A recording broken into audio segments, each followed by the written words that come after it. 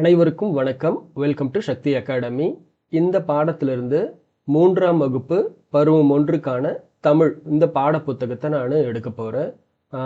பெற்றோர் ஒருத்தர் எனக்கு ஃபோன் பண்ணியிருந்தார். அவரோட பையன் 3ஆவது படிக்கிறாங்களா, தமிழ் பாட புத்தகம் சம்மந்தமாக வீடியோஸ் இருக்கான்னு கேட்டிருந்தாங்க. நான் எதுவும் இல்லை சார், எதுவும் ரெக்கார்ட் பண்ணலைன்னு சொல்லியிருந்தேன். அப்போ அவங்க தனியாக ரெக்கார்ட் பண்ணி கொடுக்க முடியுமா அப்படின்னு கேட்டாங்க. அந்த மாணவனுக்கு ஒரு 30 மினிட்ஸ் கவுன்சிலிங் மாதிரி கொடுத்தோம். அவங்களுக்கு ஓரளவுக்கு எழுத்துக்கள்லாம் தெரியுது, வார்த்தைகள்லாம் படிக்கிறாங்க, அந்த பொருள் புரிஞ்சுக்க முடியல.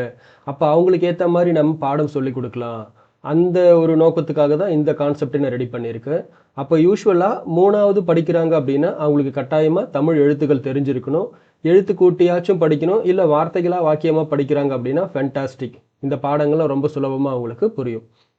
அவங்களுக்காக நான் சார்ஜ் பண்ணது பார்த்தீங்கன்னா 499 ருபீஸ், 499 ரூபா சார்ஜ் பண்ணியிருக்கேன். இந்த லெசன் ரெக்கார்ட் பண்ணுறதும் அந்த பர்டிகுலர் ஸ்டூடெண்ட்டுக்காக தான். இதே லெசன்ஸை நான் என்ன பண்ணலான்னு இருக்கேன்னா யூடியூப்லேயும் பப்ளிஷ் பண்ண போகிறேன். அதே மாதிரி என்னோட சக்தி அகாடமின்ற ஆப்லேயும் ஒரு கோர்ஸாக பப்ளிஷ் பண்ணலாம். அதுலேயும் மினிமம் ஒரு 499 399 ருபீஸ் சார்ஜ் பண்ணிக்கலான்ற மாதிரி ஒரு பிளான் இருக்குது. இந்த செட் ஆஃப் சீரீஸில் இந்த மாணவர்களுக்காகவே நான் இந்த பாடத்தை தயார் செய்திருக்கேன். ஓகே, நாம் இப்போ பாடத்துக்குள்ளே போகலாம்.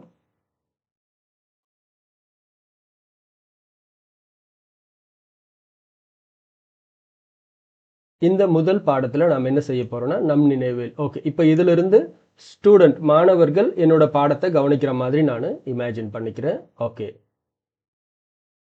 வணக்கம் மாணவர்களே. இப்போ நாம் அழகு 1 பார்க்க போகிறோம். நம் நினைவில். இதில் என்ன சொல்லியிருக்காங்க? என்னை பற்றி. உங்களால் இதை படிக்க முடியுதா பாருங்க. எல்லாரும் சேர்ந்து என் கூட படிங்க. நம் நினைவில். சொல்லுங்க. நினைவில்னா என்ன அர்த்தம்? நம்மளோட ஞாபகத்தில் இருக்கிறது அப்படின்னு அர்த்தம். என்னை பற்றி. இப்போ உங்களை பற்றி நீங்கள் சில விஷயங்கள் எழுத போகிறீங்க. எழுதலாமா? இங்கே பாருங்க என்ன கொடுத்துருக்காங்க. வணக்கம். அதுக்கு கீழே என் பெயர். என் பெயர்னா நீங்கள் உங்களோட பெயரை எழுதுங்க. நான் என்ன பண்ணுறேன்னா என்னோட பெயரை இங்கே எழுதுறேன். என்னோட பேர் எஸ் சக்தி. இப்போ மாணவர்கள் நீங்க என்ன செய்யணும்னா உங்களோட பெயரை அங்க எழுதுங்க பார்க்கலாம். எல்லாரும் எழுதுங்க. ஓகே, இந்த இடத்துல சில சமயங்கள்ல மாணவர்கள் பொறுமையா எழுதுறாங்கன்னா வீடியோவை பாஸ் பண்ணிட்டு அவங்க எழுதி முடிச்சதுக்கு அப்புறமா நீங்க ப்ளே பண்ணிக்கங்க. அப்போ இந்த வீடியோவை ஒரு கிளாஸ் ரூம்ல ஆசிரியர் காமிக்கிறீங்க அப்படின்னா ஜஸ்ட் வீடியோவை பாஸ் பண்ணிட்டு எழுதி முடிச்சதுக்கு அப்புறமா ப்ளே பண்ணுங்க. இல்லை பேரண்ட் வீட்டில் நீங்கள் காமிச்சிட்டு இருக்கீங்கன்னா பெற்றோர் ஆகிய நீங்கள் என்ன பண்ணுங்கள், இந்த வீடியோவை பாஸ் பண்ணிவிட்டு அப்படியே அவங்களுக்கு அடுத்தடுத்து கண்டினியூவாக சொல்லுங்கள்.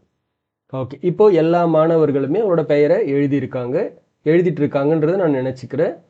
எனக்கு பிடித்தவரின் பெயர். மாணவர்களே, இந்த இடத்துல உங்களுக்கு யாரை ரொம்ப பிடிக்குமோ அவங்களோட பெயரை எழுத போகிறீங்க. சிலருக்கு அவங்களுடைய அம்மாவை பிடிக்கலாம், அப்பாவை பிடிக்கலாம், அவங்களுடைய சொந்தக்காரங்க மாமா சித்தி அத்தை இந்த மாதிரி யாரையாவது பிடிக்கலாம். அப்படி இல்லைன்னா நீங்கள் ஸ்கூலில் அதுவும் வகுப்பில் பார்த்தீங்கன்னா உங்களுடைய நண்பர்கள் யாரையாவது ரொம்ப பிடிக்கலாம். இல்லை உங்கள் ஆசிரியர், உங்களுக்கு பாடம் சொல்லி கொடுக்கக்கூடிய ஆசிரியரை பிடிக்கலாம். அப்போ உங்களுக்கு யாரை ரொம்ப பிடிக்குமோ அவங்களோட பெயரை இங்கே எழுதுங்க. நான் என்ன செய்கிறேன்னா எனக்கு ரொம்ப பிடித்த என்னோட அம்மாவோட பெயரை எழுதுறேன்.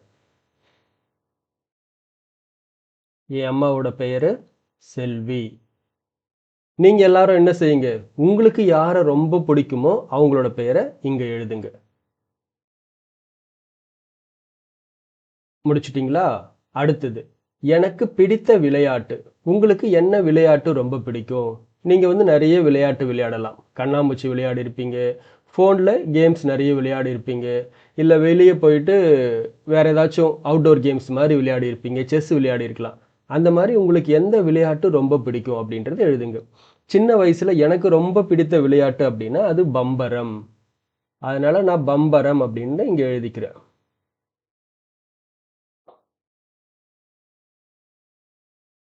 ஓகே, இப்போ எல்லாரும் எழுதி முடிச்சிருப்பீங்க நம்புறேன். இப்போ இதை நீங்க முழுசா படிக்கணும். என் பெயர். நான் என்னோட பெயரை சக்தின்னு எழுதியிருக்கிறதால அப்படியே சக்தின்னு படிச்சுடுறேன். நீங்க என்ன பெயரை எழுதியிருக்கீங்களோ அதை படிங்க. எனக்கு பிடித்தவரின் பெயர், என்னோட அம்மாவோட பேரு எஸ் செல்வி. எனக்கு பிடித்த விளையாட்டு பம்பரம். நான் எப்படி படிச்சனோ அதே மாதிரி நீங்கள் என்ன பண்ணுங்க, நீங்கள் எழுதியிருக்கிறது அப்படியே சேர்த்து ஒரு தடவை படிங்க.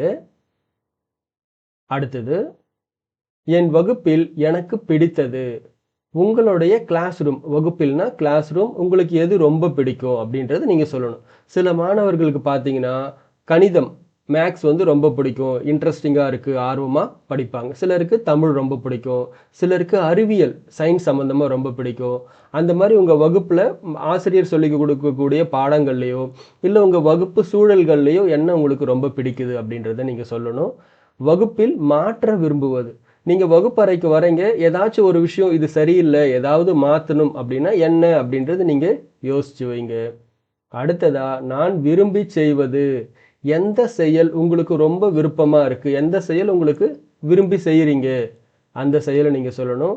நான் கற்றுக்கொள்ள விரும்புவது, கற்றுக்கிறதுனா லேர்னிங், நீங்கள் என்ன கற்றுக்க விரும்புகிறீங்க அப்படின்றதை நீங்கள் சொல்லணும். அப்போது இது எல்லாமே உங்களை பற்றின விஷயங்களை நீங்கள் நல்லா தெரிஞ்சுக்கணும் அப்படின்றதுக்காக கொடுத்துருக்காங்க. ஓகே, இதெல்லாமே நீங்கள் என்ன செய்யுங்க, வகுப்பறையிலையோ இல்லை உங்களோட வீட்லையோ உங்களோட ஆசிரியர்கிட்டையோ பெற்றோர்கிட்டையோ இதை பற்றி கலந்துரையாடுங்க. உங்கள் நண்பர்கள்கிட்ட இதை பற்றி நீங்கள் பேசலாம். அப்போ உங்கள் நண்பர்கள்கிட்ட நீங்கள் என்ன பண்ணலாம், உங்கள் கிளாஸ் ரூமில் உங்களுக்கு என்ன பிடிச்சிருக்கு அப்படின்றத பற்றி உங்கள் நண்பர்களுக்கு நீங்கள் சொல்லலாம். வகுப்பில் எதையாவது நீங்கள் மாற்ற விரும்புகிறீங்க அப்படின்னா இது சரியில்லை, அதை மாற்றலாம் அப்படின்னு உங்கள் நண்பர்களோட கலந்து பேசலாம். நான் விரும்பி செய்வது, உங்களுக்கு எந்த ஒரு செயலில் ரொம்ப ஈடுபாடு விருப்பம் இருக்குது அப்படின்றத சொல்லலாம். நீங்கள் கற்றுக்க விரும்புகிற ஒரு செயலை நீங்கள் உங்கள் நண்பர்களோட பகிர்ந்துக்கலாம். அடுத்தது, இன்று எனது உணர்வு. உணர்வு அப்படின்னா ஃபீலிங்ஸ். இப்போ இதில் பார்த்தீங்கன்னா தெரியும், இந்த பலூன் எப்படி இருக்குது, ரொம்ப சந்தோஷமாக இருக்குது. அந்த உணர்வை நாம் எப்படி சொல்லுவோம், மகிழ்ச்சி. அப்போ ரொம்ப சந்தோஷமாக இருக்குது, ரொம்ப மகிழ்ச்சியாக இருக்குது அப்படின்னு சொல்லுவோம். இங்கே பாருங்க, வியப்புனா என்ன, ஆச்சரியமாக இருக்கிறது. நீங்கள் திடீர்னு ஒரு பெரிய யானையை பார்க்குறீங்க, எப்படி இருக்கும் உங்களுக்கு, ரொம்ப ஆச்சரியமாக இருக்கும் இல்லையா, அதுதான் வியப்பு, வியந்து பார்க்கறது அப்படின்னு அர்த்தம். இது என்ன, வருத்தம், ரொம்ப சேடாக இருக்கிறது. எப்போ சேடாக இருப்பீங்க, ஒரு சில சமயங்களில் பார்த்தீங்கன்னா அப்பா சொல்லியிருப்பார், என்ன, நாம் வந்து இன்றைக்கி ஹோட்டலுக்கு போய் சாப்பிட்லாம், இல்லைனா பார்க்குக்கு போகலாம் அப்படின்னு சொல்லியிருப்பார். நீங்கள் என்ன பண்ணுவீங்க, உடனே வேக வேகமாக ரெடி ஆகிடுவீங்க. ஆனால் அன்றைக்கின்னு பார்த்து திடீர்னு நிறைய மழை வருது. அப்பா சொல்கிறாரு, மழை வருதுப்பா இன்றைக்கி போக முடியாதுன்னா, அச்சோ அப்படின்னு என்ன ஆவீங்க, நீங்கள் ரொம்ப சோகமாயிடுவீங்க இல்லையா, அதுதான் வருத்தம் அடையிறது அப்படின்னு அர்த்தம். அதுக்கப்புறம் அழுகை. அழுகைன்னா என்ன, நான் இன்னைக்கு ஸ்கூலுக்கு போக மாட்டேன் அப்படின்லாம் சில குழந்தைங்க அழுவாங்க இல்லையா. நீங்கள் அழமாட்டீங்க, அவர் அழமாட்டாராம், சிரிச்சுக்கிட்டே சந்தோஷமாக ஸ்கூலுக்கு வருவாங்களாம். ஒரு சில குழந்தைங்க அழறதுக்கு வாய்ப்பு இருக்குது ஆரம்பத்தில், அவங்க ஸ்கூலுக்கு வந்து பழக ஆரம்பிச்சிட்டதுக்கு அப்புறமா அழமாட்டாங்க. இதுதான் அழுகை. இல்லை நீங்கள் வந்து உட்காந்துட்டு இருக்கீங்க, ஏதோ ஒரு எறும்பு கடிச்சிடுது, என்ன ஆகும், எறும்பு கடிச்சிடுச்சு அப்படின்னு அழுவீங்க இல்லையா. அப்புறம் அச்சம் அப்படின்னா பயம். திடீர்னு வந்து ஒரு தேலோ பாம்போ பார்க்குறீங்கன்னா என்ன ஆகும், அச்சோ பாம்பு தேல், அந்த ஒரு பயம் உணர்வு வரும் இல்லைங்கன்னா, அந்த உணர்வுக்கு அச்சம் அப்படின்னு சொல்லுவோம். அப்போ மகிழ்ச்சினா ரொம்ப சந்தோஷமா இருக்கிறது, ஹாப்பியாக இருக்குது, அந்த முகத்தை பார்த்தே நீங்கள் புரிஞ்சுக்கலாம். வியப்பு ஆச்சரியப்படுறது, வருத்தம் ரொம்ப சேடாக சோகமாக இருக்கிறது, அழுகிறது, அப்புறம் அச்சம். இந்த உணர்வுகள் பாருங்கள், இந்த உணர்வுகள் எல்லாமே நீங்கள் உங்கள் முகத்தில் வெளிக்காட்டணும். ஏன்னா பள்ளியிலையும் சரி வீட்லேயும் சரி சில சூழ்நிலையை உங்களுக்கு சொல்லுவாங்க, அந்த சூழ்நிலைக்கு ஏற்ற மாதிரி நீங்கள் என்ன பண்ணணும், பயப்படுற மாதிரி, அழுகிற மாதிரி, சந்தோஷமாக இருக்கிற மாதிரி, இந்த மாதிரி உங்களுடைய உணர்வுகளை நீங்கள் வெளிப்படுத்த பழகிக்கணும். ஓகே, அடுத்தது இங்கே என்ன சொல்லியிருக்காங்கன்னா, என்னை எனக்கு பிடிக்கும் ஏனெனில் நான். இப்போ உங்களுக்கே ரொம்ப பிடிக்கும், ஏன் அப்படின்னா ஃபர்ஸ்ட் பாயிண்ட், இதில் எது உங்களுக்கு ரொம்ப பொருத்தமாக இருக்குது அப்படின்றத பார்த்துட்டு நீங்கள் டிக் பண்ணணும். நன்கு பழகுவேன். பழகுறதுனா என்ன, இப்போ உங்கள் வீட்டுக்கு கூட யாராவது உங்களோட சொந்தக்காரர் வராங்கன்னா அவங்கள என்ன பண்ணணும், வாங்க மாமா, வாங்க அத்தை, எப்படி இருக்கீங்க, எல்லாரும் நல்லா இருக்கீங்களா அப்படின்னு அவங்களோட என்ன பண்ணுது, எல்லாரோடையும் சகஜமாக பழகிறது. அதே மாதிரி ஒரு சில மாணவர்கள் பார்த்தீங்கன்னா பள்ளியில் கூட எல்லாரோடையும் ரொம்ப கலந்து பேசி ரொம்ப மகிழ்ச்சியாக இருப்பாங்க. அப்போ அவங்களாம் எல்லாரோடையும் நல்லா பழகிறவங்க அப்படின்னு அர்த்தம். ஒருவேளை நீங்கள் எல்லார் கூடவும் நல்லா பழகுவீங்க, எல்லாரோடையும் சிரித்து சந்தோஷமாக மகிழ்ச்சியாக இருப்பீங்க அப்படின்னா இங்கே டிக் பண்ணலாம். இல்லை சார், நான் அந்த மாதிரிலாம் பழக மாட்டேன், நான் அமைதியாக இருப்பேன் கிளாஸ் ரூமில், யார் கூடவும் பேச மாட்டேன்னா நீங்கள் டிக் பண்ண வேண்டாம். அடுத்தது, நன்றாக பேசுவேன். ஒரு சிலர்லாம் பார்த்தீங்கன்னா கலகலன்னு நிறைய சந்தோஷமாக பேசிக்கிட்டே இருப்பாங்க. அந்த மாதிரி நீங்கள் வகுப்பறையிலையோ இல்லை வீடுகள்லையோ நிறைய பேசுவீங்க எல்லாரோடையும் அப்படின்னா நீங்கள் இங்கே டிக் பண்ணலாம். ஒரு சிலர் பார்த்தீங்க அப்படின்னா எப்பவுமே கொஞ்சம் அமைதியாக இருப்பாங்க அப்படின்னா நீங்கள் இங்கே டிக் பண்ண வேண்டாம். இது உங்களுடைய குணம் என்ன அப்படின்றத நீங்கள் புரிஞ்சுக்கிறதுக்காக. அடுத்ததா என் உணர்வை சொல்வேன். ஒரு சிலர்லாம் இன்னைக்கு நான் ரொம்ப மகிழ்ச்சியாக இருக்கேன் ஏன்னா என்னோட அப்பா எனக்கு சைக்கிள் வாங்கி கொடுத்தாரு. அவங்களுடைய அந்த சந்தோஷத்தை துக்கத்தை எல்லாத்தையும் மற்றவங்களோட பகிர்ந்துக்குவாங்க. அப்போது நீங்களும் அந்த மாதிரி பகிர்ந்துக்குவீங்கன்னா இங்கே ஒரு டிக் பண்ணலாம். பிறர் உணர்வுகளை மதிப்பேன். இது ரொம்ப முக்கியம். ஒரு சிலர் ரொம்ப சோகமாக இருக்காங்கன்னா அவங்ககிட்ட போய் என்ன பண்ணணும், என்னாச்சு, ஏன் சோகமாக இருக்க, அவங்களுக்கு ஆறுதலாக பேசணும். நீங்கள் அந்த மாதிரி நீங்கள் பேசுவீங்க, ஆறுதலாக இருப்பீங்க அப்படின்னா இங்கே டிக் பண்ணலாம். அடுத்ததா முக்கியமான விஷயம், உதவி செய்வேன். இப்போ உங்கள் கிளாஸ் ரூமில் உங்கள் ஃப்ரெண்டு ஜாமெட்ரி பாக்ஸை வீட்லேயே மறந்து வச்சுட்டாங்க. இப்போ எழுதுறதுக்கு அவங்கக்கிட்ட பென்சிலோ பென்னோ இல்லை. நீங்கள் என்ன செய்வீங்க? உங்ககிட்ட எக்ஸ்ட்ரா 2 பென்னோ பென்சிலோ இருந்தால் கொடுத்து உதவி செய்வீங்களா? அவர் செய்வாரா உதவி?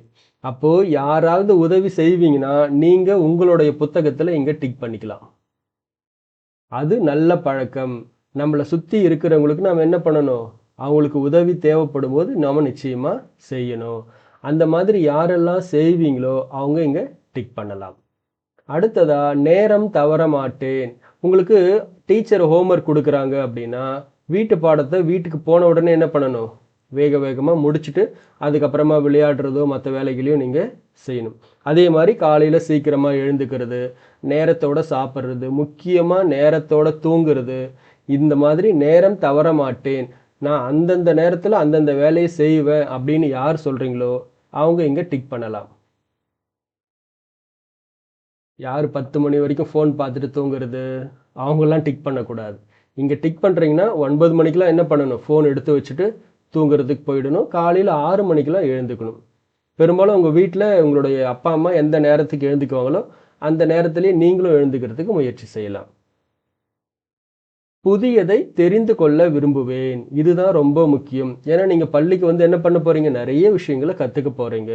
அப்போ ஆசிரியர் உங்களுக்கு நிறைய விஷயங்களை சொல்கிறாங்க. புதிய புதிய தகவல்கள் நிறைய நீங்கள் கேட்கும்போது என்ன ஆகணும்? அதை தெரிஞ்சுக்கிறதுல உங்களுக்கு ஆர்வம் இருக்கணும். அப்போது புதிய விஷயங்களை தெரிஞ்சுக்கிறதுல நீங்கள் ஆர்வமாக இருக்கீங்களா? ஆமாம் அப்படின்னா இங்கே டிக் பண்ணலாம். நிறைய மாணவர்கள், அதுவும் 3ஆம் வகுப்பு படிக்கக்கூடிய மாணவர்கள் பார்த்தீங்கன்னா புது புது விஷயங்களை சொல்லும் பொழுது அதை ஆர்வமாக கேட்பாங்க. அதை அவங்க புரிஞ்சுக்க முயற்சி பண்ணுவாங்க. நிறைய விஷயங்களை கற்றுக்குவாங்க. அதனால் பெரும்பாலான மாணவர்கள் இங்கே டிக் பண்ணுறதுக்கு வாய்ப்பு இருக்குது. ஓகே, இப்போ நீங்கள் செய்ய வேண்டியது என்ன? திரும்ப ஒரு தடவை எல்லாத்தையும் படிங்க. அது உங்களுக்கு பொருத்தமாக இருக்குது அப்படின்னா அந்த இடத்துல நீங்கள் டிக் பண்ணலாம். ஓகே, நான் தனித்துவம் உடையவர். இப்படிக்கு இது முடிச்சிருங்க. நான் தனித்துவம் உடையவர், என்னை போல் யாரும் இல்லை. இப்படிக்கு நீங்கள் உங்களோட பேரை எழுதிக்கலாம்.